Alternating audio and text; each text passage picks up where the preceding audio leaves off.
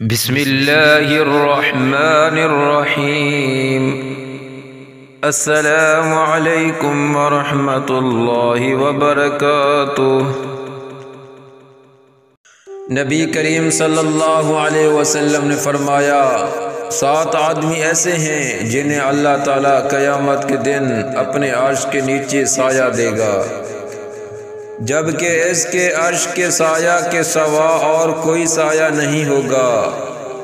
عادل حاکم نوجوان جس نے اللہ کی عبادت میں جوانی پائی، ایسا شخص جس نے اللہ تعالیٰ کو تنہائی میں یاد کیا اور اس کی آنکھوں سے آنسو نکل پڑے، وہ شخص جس کا دل مسجد میں لگا رہتا ہے، وہ آدمی جو اللہ کے لیے محبت کرتے ہیں، وہ شخص جسے کسی بلند مرتبہ اور خوبصورت عورت نے اپنی طرف بلایا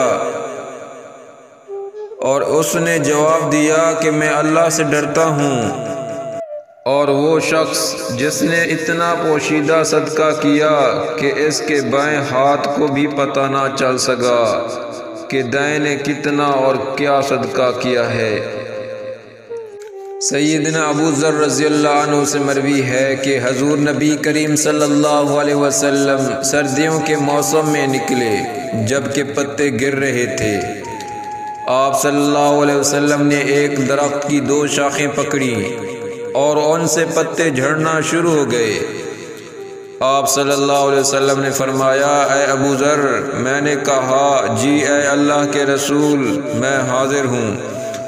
آپ صلی اللہ علیہ وسلم نے فرمایا، بے شک مسلمان بندہ جب نماز ادا کرتا ہے جبکہ اس کا مقصد اللہ تعالیٰ کا چہرہ ہو، اللہ تعالیٰ کو راضی کرنے کے جذبے سے، تو اس سے اس کے گناہ اس طرح گرتے ہیں جیسے اس درخت سے یہ پتے گر رہے ہیں۔